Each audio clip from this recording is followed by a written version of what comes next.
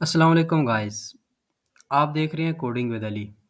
आज के लेक्चर में हम नेस्टेड लिस्ट को डिस्कस करेंगे। नेस्टेड लिस्ट इंतहाई इम्पोर्टेंट है डार्ट में। किस तरह? नेस्टेड लिस्ट अमूमन जब हम कम्प्लेक्स लॉजिक लगा रहे होते हैं तो उस वक्त हमें नेस्टेड लिस्ट की ज़रूरत पड़ती है। तो इसीलिए मैंने नेस्टेड लिस्ट की एक वीडियो बनाई है और इसमें हम एग्जांपल के साथ समझेंगे कि नेस्टेड लिस्ट को हम किस तरह रीड करें, सिंपल इंडेक्स बाय इंडेक्स, और दूसरा होता है लूप। हमने पहले लेक्चरों में ऑलमोस्ट थर्ड लेक्चर था जब हमने लिस्ट सिंपल लिस्ट को डिस्कस किया था कि किस तरह लिस्ट बनाई जाती है, किस तरह लिस्ट को रीड किया जाता है यूजिंग इंडेक्स बाय इंडेक्स या सिंपल लूप की हेल्प से। तो आज फिर टाइम है हमारे लिए कि हम कम्प्लेक्स लॉजिक की तरफ भी जाएं और नेस्टेड लिस्ट की तरफ जाएं और देखें कि किस तरह नेस्टेड लिस्ट को बनाते हैं, किस तरह इसे रीड किया जाता है। अच्छा, नेस्टेड लिस्ट होती ये है कि अब आपने एक लिस्ट बनाई हुई है और उसी लिस्ट के अंदर आप एक और लिस्ट बना देते हैं। तो उस लिस्ट को आपने रीड किस तरह करना है? एक तो बहुत आसान तरीका ये है कि आप सिंपली इस तरह करो कि एक लिस्ट बनाओ। मैं एक एग्जांपल ले लेता हूँ। मैंने एग्जांपल इधर लिख के रखी हुई है कुछ, तो मैं वही ले लेता हूँ पहले तो।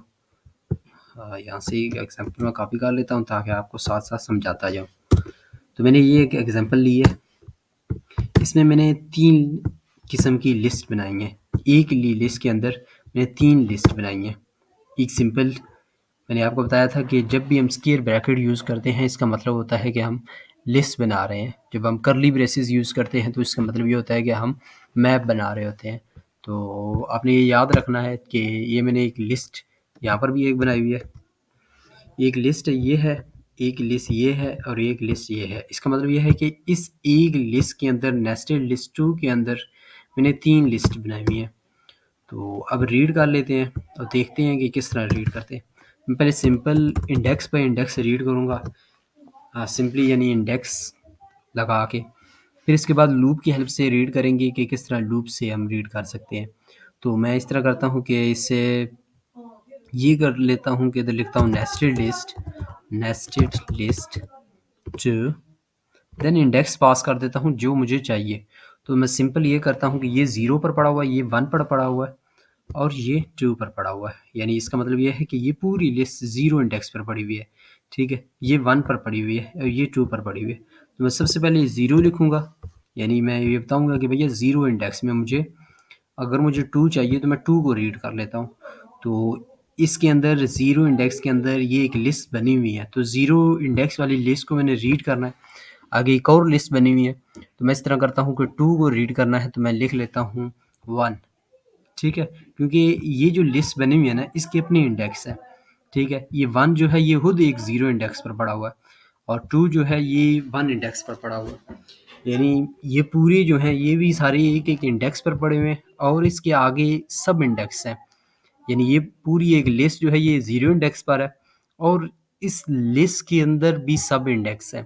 फॉर एग्जांपल ये 0 लिस्ट का 0 है और ये 0 लिस्ट का 1 है, इंडेक्स है। तो मैं जब 1 लिखूँगा तो ये मुझे रीड कर देगा। मैं सिंपली रन कर लेता हूँ। ये 2 आ गया। ठीक है, ये कहाँ से आया? यहाँ से मैंने इसे रीड किया है तो ये आ गया है। सिंपली अगर आपको 5 चाहिए या 6 चाहिए या 4 चाहिए, आपने सिंपली इंडेक्स भी चेंज करना है और वैल्यू भी चेंज कर देनी है। प्रिंट, और इधर लिख लेते हैं अगर मुझे 5 चाहिए तो मैं सिंपली क्या करूँगा, मैं लिखूँगा 2, क्योंकि ये 2 इंडेक्स में पूरी लिस्ट पड़ी हुई है तो मैं उसका नाम लिखूँगा। मैं इसे कॉपी कर लेता हूँ ताकि मेनली चीज़ तो समझ आना ही है। ठीक है, तो ये 2 इंडेक्स पर पड़ी हुई है पूरी लिस्ट, तो मैं इसे लिखूँगा भैया 2 इंडेक्स पे जाओ और उधर से मुझे ये 0 दे दो, 5 दे दो। 5 कहाँ पर पड़ा हुआ है? इसमें 0 पर में पड़ा हुआ है। ठीक है, तो ये 0 इंडेक्स वाला दे देगा हमें। तो ये तो सिंपल नेस्टेड लिस्ट को रीड करना हो गया। 2 और 5 आ गया। अब इस तरह करते हैं कि यूजिंग लूप भी से रीड करते हैं। होपफुली आपको ये simple index bye index read करना आ गया होगा। तो मैं इस तरह करता हूँ कि लूप्स की हेल्प से भी रीड कर लेता हूँ। मैं फार लूप यूज़ कर लेता हूँ। फार लूप इसलिए यूज़ कर रहा हूँ ताकि आपका ना कंसेप्ट और क्लियर हो जाएगा। अगर मैं simply nested list sorry for each loop use करूँगा तो वो तो आपको बहुत ही ईज़िली वैल्यू दे भी देगा, लेकिन उसमें आपको ना क्लैरिटी नहीं होगी कि किस तरह इंडेक्स बाय इंडेक्स चलते हैं, किस तरह नेस्टेड लिस्ट को रीड किया जाता है। तो फिर मैं चाह रहा हूँ तो ये ताकि आपको क्लैरिटी भी हो जाए, तो इसके लिए फिर मैं फॉर लूप यूज़ कर रहा हूँ। Int I is equal to 0, I is equal to 0, I less होना चाहिए, किसके लेस होना चाहिए, इस नेस्टेड लिस्ट डॉट लेंथ के लेस होना चाहिए। ठीक है, मतलब मुझे ये लूप जो है ये यहाँ तक ही चलाना है, इसकी लेंथ का तक चलाना है। इसकी लेंथ अभी क्या है हमारे पास, इसकी लेंथ हमारे पास 3 है। ठीक है, 1 2 3, ठीक है, और then semicolon, then I plus plus, ठीक है, और देन तो ये हो गया। अब मैं इस तरह करता हूँ, सिंपल ले लेता हूँ प्रिंट, ठीक है, और सिंपली लिख लेता हूँ नेस्टेड लिस्ट टू और आई। तो अभी क्या करेगा कि ये तीनों को ना रीड कर देगा, लेकिन इन तीनों में से एक एक करके रीड नहीं करेगा। मैं आपको दिखाता हूँ कि ये अभी किस तरह रीड करेगा। यानी अभी सिंपली ये ब्रैकेट के साथ ही रीड हो जाएगा 1 2, ये ऊपर वाले 2 5 को मैं रेज कर देता हूँ इधर से, ताकि आपको ये नज़र ना आए कि ये कहाँ से आ गए हैं। ये 2 5 यहाँ से आए थे, तो ये भी देखें कि इसने तीनों को रीड कर दिया है। ठीक है, तो हमें इस तरह ये नहीं चाहिए, हमें तो ये सिंपली ये ब्रैकेट को भेजना चाहिए कि एक ही लाइन में आ जाए और वर्टिकली लिखा हुआ आ जाए 1 2 3 4 5 6। और आपको इस तरह रीड करना है तो फिर आपको यहाँ पर लूप लगाना होगा, एक और लूप लगाना होगा और चेक करना होगा कि ये लिस्ट भी आ रही है या नहीं। तो मैं इस तरह करता हूँ कि एक और लूप लगा लेता हूँ, और यहाँ पर ले लेता हूँ int J is equal to 0, और जे लेस होना चाहिए nested list dot nested list 1 sorry 2 है इधर, तो इधर मैं इसके लेंथ लिख लेता हूँ कि मुझे भैया कहाँ तक जाना है, LENGGTH length J plus plus. ठीक है, तो यहाँ पर ये चल जाएगा। अब मैं ये क्या करता हूँ, यहाँ पर मुझे ये प्रिंट लगा लेना है, लेकिन साथ मुझे यहाँ पर J भी लिखना है। उसकी रीज़न क्या है कि भैया मैं यहाँ पर इसे बताऊँगा कि भैया अगर आपने ना ज़ीरो इंडेक्स में गया है तो यहाँ पर ये ज़ीरो इंडेक्स लेकर आएगा। ठीक है, और ज़ीरो इंडेक्स यहाँ पर भी लेकर आएगा आई में भी, और जे में क्या लेकर आएगा, स्टार्टिंग में ज़ीरो ही लेकर आएगा। देन यानी इसका मतलब ये है कि ज़ीरो में ज़ीरो वाला जो इंडेक्स है वो दे देगा, 1 रीड कर लेगा। देन फिर दोबारा ये जे को प्लस प्लस करेगा, यानी जब तक इनर लूप कंप्लीट नहीं होगा वो आउटर लूप में नहीं जाएगा। तो ये सबसे पहले जे वाले को कंप्लीट करेगा। जे 0 से स्टार्ट हुआ था और इसकी लेंथ कितनी है जी, इसकी लेंथ 2 तक है, 1 और 2। ठीक है, तो दोबारा जे प्लस प्लस होगा, जे की वैल्यू 1 हो गई है तो 2 को रीड कर लेगा इधर। ठीक है, देन दोबारा से मैं एक रन कर लेता हूँ ताकि आपको क्लैरिटी हो जाए कि ये आउटपुट क्या आ रही है हमारे पास। तो ये रन हो रहा है, थोड़ा सा टाइम ले रहा है। तो यहाँ पर ये रीड होकर आ गया है, तो इसमें सिंपली 1 2 3 4 5 6 नज़र आ रहा है जैसे मैंने चाहा था। तो अभी ये रीड किस तरह हुआ कि सबसे पहले इससे ज़ीरो इंडेक्स आया और इसका इधर से इनर लूप चला, यानी ये आउटर लूप है ये वाला और ये इनर लूप है। तो इसमें ये ज़ीरो वाला चलेगा और ज़ीरो में आगे फिर इनर लूप चलेगा। Inner loop J C equal to zero चल रहा है और इज़ इक्वल टू ज़ीरो चल रहा है, तो फिर जे की लेंथ कहाँ तक जा रही है, 2 तक जा रही है। तो फिर इस तरह ये जब तक ये इनर लूप कंप्लीट नहीं हो जाता वो आउटर लूप में नहीं जाएगा। तो ये सिंपल सा तरीका था रीड करने का। एक और एग्जांपल ले लेते हैं और उसमें थोड़ा-सा आपको एग्जांपल डिफरेंट करके बताता हूँ कि किस तरह रीड करते हैं। यानी उसमें मैं ये करना चाह रहा हूँ कि यहाँ पर अगर ज़रूरी नहीं है ये तीनों लिस्ट ही हों, यहाँ पर एक सिंगल वैल्यू भी हो सकती है। तो उसके लिए एक कंडीशन लगाते हैं, तो वो कंडीशन भी लगा लेते हैं। मैं इस तरह करता हूँ कि यहाँ पर एक और एग्जांपल लिख लेता हूँ ताकि फिर इसे रेज़ कर देता हूँ।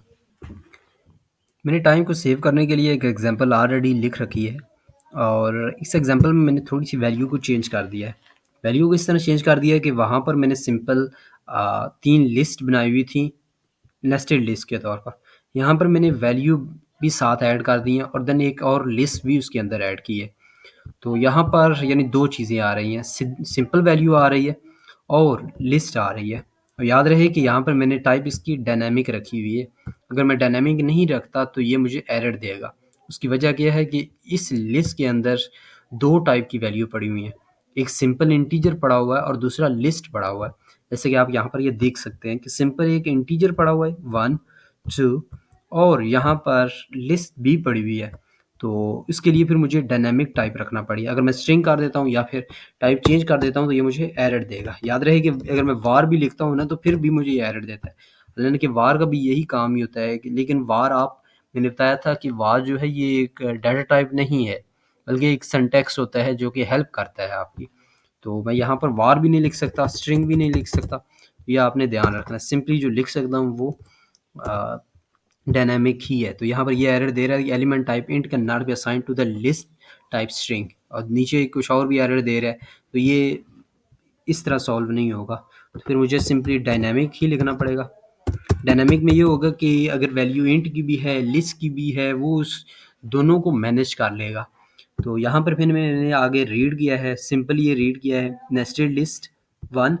तो 1 में रीड किया तो 2 आ गया इधर से। मैं इसे रन करता हूँ ताकि आपको समझ आ जाए। तो सबसे पहले 2 लिखा हुआ आएगा, देन इधर से यानी इसका इंडेक्स चलेगा। ये 0 था, ये 1 था और ये क्या था 2 था। तो मैंने इधर गया 2 में और 2 में से मुझे चाहिए था 0, तो इसने मुझे 3 दे दिया। देन मैंने यहाँ पर नीचे लूप की हेल्प से रीड करना बता रहा हूँ। इसे मैं कमेंट कर देता हूँ, ये रेज ही कर देता हूँ, ज़रूरत नहीं है हमें। देन मैंने यहाँ पर लूप लगाया है एक int I is equal to 0। I less होना चाहिए इस लिस्ट की लेंथ से। इसकी लिस्ट की लेंथ क्या है 1, 2, 3 और 4। ठीक है, ये 4 लेंथ है इसकी। ठीक है, तो ये 4 तक ये चलेगा और अच्छा 4 से ये लेस तक चलेगा क्योंकि ये 0 से स्टार्ट हो रहा है। अगर 1 से स्टार्ट करता तो मैं फिर यहाँ पर इक्वल भी डाल देता, फिर ये 4 तक चलना था। आई प्लस प्लस कर रहा हूँ। देन मैंने यहाँ पर नीचे एक कंडीशन लगाई हुई है।